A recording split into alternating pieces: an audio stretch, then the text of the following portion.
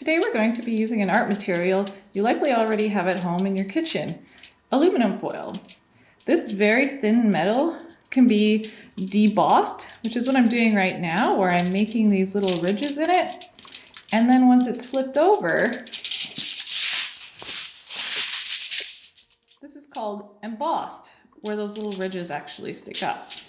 All right, time to get started. First, we're going to lay down a few sheets of scrap paper. This helps protect the surface we're working on, plus gives a bit of cushioning when you're doing your debossing. Now you're going to cut out a piece of cardboard. This is going to be the backing for your aluminum foil artwork. Next, you're going to need a piece of aluminum foil.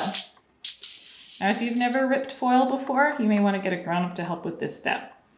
We're going to place our cardboard on top of the foil and try to leave a couple centimeters or a couple finger widths from the edge of the foil.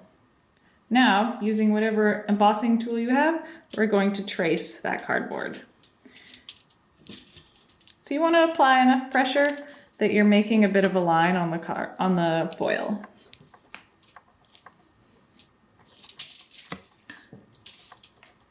Now it's time to cut it out. You want to leave, again, a couple centimeters or a couple finger widths around each edge when you cut. You'll notice that each side of the foil is slightly different.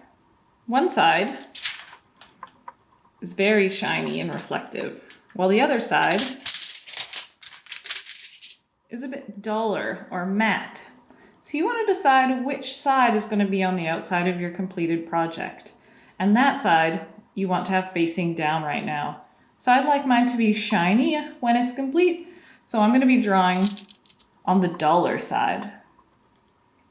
So again, using our tool of choice for debossing, I have my trusty knitting needle. I'm going to start drawing. So again, you want to apply some pressure. If you accidentally are pushing too hard and you make a hole, don't worry about it. Your project will still turn out. Once you attach it to the backing, that'll help give it some structure and you'll barely even notice the holes. So for this drawing, it's up to you what you'd like to make. I've decided to draw a plant because I have a lot of plants in my home. You might want to draw something in your own home. It could be maybe a piece of furniture, could be one of your family members or a pet. Or you could draw something completely from your imagination. It could be a made-up room or home or land or even something in space. It doesn't have to be something that's real. Along those lines, if you want, you could make something that's completely abstract. So that means that you're drawing lines and shapes and patterns, but they don't actually have to look like anything. So for those older artists out there, I'm going to show you a technique called cross-hatching.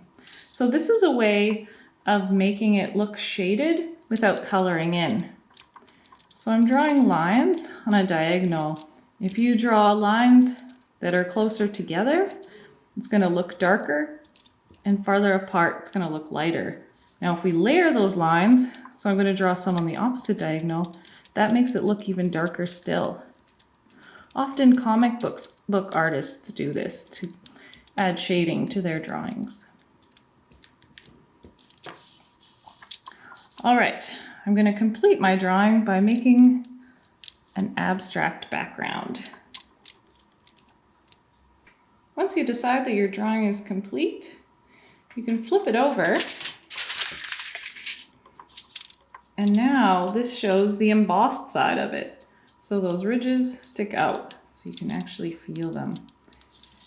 If your ridges don't stick out very well, you can flip it back over and try going over your lines a little bit harder or trying a different tool. Now I want to flip it back over because it's time to attach my backing. Now we've got that cardboard again.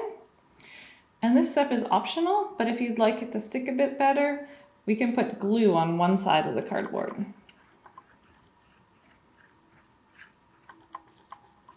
It'll still stay quite well even if you don't have glue. I'm going to bring back our foil and we're going to flip over that cardboard so that the glue side is down if it has glue on it, and line up to the edges that we traced. Now, again, if you'd like, you can put glue on the edges of your foil.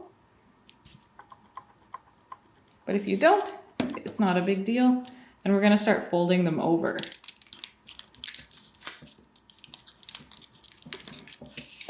So you want to try to tuck those corners in when you're folding it. However you do so, it's up to you. We just don't want them to show, and they also help hold it together.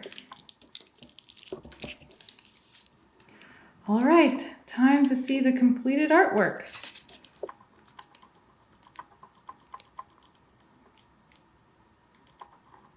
Here's a full shot of my completed piece. I have another example here of one I created where I had the dull side of the foil facing outwards. Also, I mounted it on cardstock or a thick paper rather than on cardboard. As well, instead of cutting outside of the square that I traced, or the rectangle, I cut slightly inside so that I could have this border of the paper showing, and I glued it onto the backing. I hope you have fun making your embossed foil artwork.